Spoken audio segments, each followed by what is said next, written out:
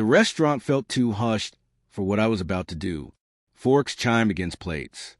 Waiters moved smoothly between tables, while couples leaned over flickering candles, murmuring secrets meant only for them.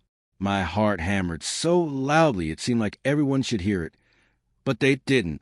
No one noticed the storm raging inside me as I stared at my husband, Daniel, across the table. He looked worn, lines on his brow, fingers tracing the rim of his water glass the way he always did when his thoughts were elsewhere. That distance, that absence, even when he sat across from me, was exactly why we were there. I refused to keep pretending everything was okay. I leaned forward, the words scorching my throat. "Daniel," I said, louder than I'd planned. His head snapped up, surprised. Conversations around us stalled. Forks froze midair. "Perfect. Let them watch if they wanted. We can't keep doing this. You have to choose, me or her." His face didn't move. No flicker of shame, no denial, only stillness. The silence in that instant was so heavy it almost crushed me. 3 weeks earlier, I hadn't been seeking it. I wasn't exactly snooping. I was emptying the laundry basket when his phone slipped out from between 2 shirts. The screen lit with a message before I even touched it. "Her last night was amazing. When can I see you again?" I went rigid, my breath snagging. I read it twice, then 3 times, hoping repetition would somehow change the meaning. Amazing. Last night. See you again. I wanted to drop the phone, pretend I hadn't seen it, shove it back under clothes, and return to folding like a dutiful wife. But my hands moved on their own, opening the thread. The messages went on, weeks of jokes, late-night confessions, complaints about me, about our marriage, and threaded through all of it, desire, plans to meet, memories of stolen moments I'd never known existed. When he walked in that night smiling as if nothing had happened, something inside me split. Confrontation. I didn't yell.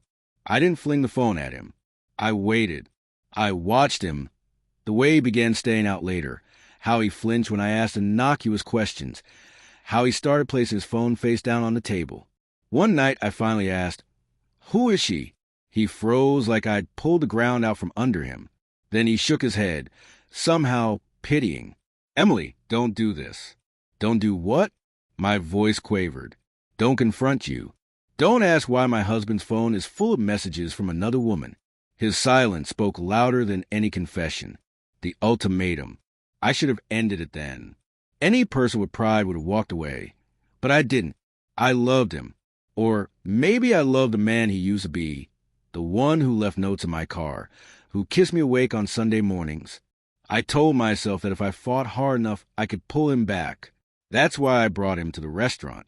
I wanted to force a decision where he couldn't dodge or deflect, where strangers would witness his answer and see whether he lied. So I said it, plain, loud, every ounce of shattered fury behind it. Her or me. And Daniel didn't argue. He didn't plead. He didn't even seem embarrassed.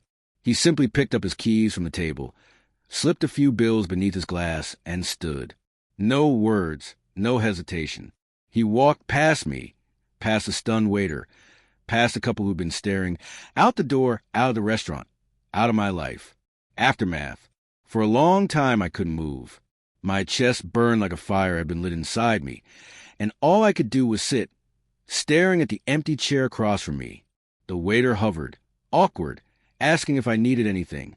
I shook my head. When I finally staggered outside, he was gone, his car, his shadow. His presence vanished as if he'd never belonged to me. That night our bed felt like an ocean. I lay on one side, reaching across sheets for a body that wasn't there. Every memory assaulted me. The sound of his laugh, the way of his hand in mine, the way he used to call me Em when no one else was around. Now every syllable of his voice tasted like betrayal. In the weeks that followed, I kept waiting for him to return, imagining him remorseful and crawling back. But he never came. The keys he'd taken that night weren't just the car. They were the keys to himself, to everything he'd ever been to me. He locked that door and never looked back. Friends asked where Daniel was. I lied and said he was away on business. My mother called, and I told her everything was fine, because admitting that my husband had chosen another woman felt like carving failure into my skin. But secrets rot, and the longer I stayed silent, the heavier the shame became. One evening I saw them together in a grocery store of all places. She was younger, her hair glossy under the fluorescent lights, her hand hooked in his arm. He looked at her the way he had once looked at me.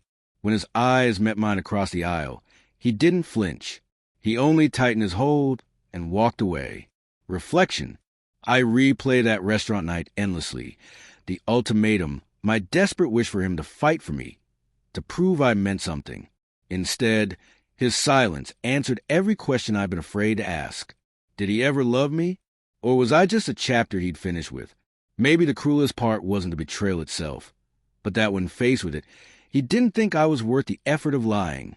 He didn't care enough to argue. I'd given him a choice, and in a single heartbeat, he showed me I had already lost. Healing. It's been months now. The wound is still raw, but I'm learning to stop bleeding for someone who didn't mind watching me hurt. Some mornings I still wake up expecting him beside me. Some nights I draft messages I'll never send. But in the quiet between those moments, I'm beginning to hear my own voice again, the one I lost amid the chaos of trying to keep him. If I could go back to that night, I'd change one thing. I wouldn't have given him the ultimatum. Not because I wanted to stay, but because I finally understand that a man who truly loves you doesn't need to be given a choice. He chooses you every single day without being asked. Daniel didn't flinch because leaving me was hard for him. He didn't flinch because leaving was easy.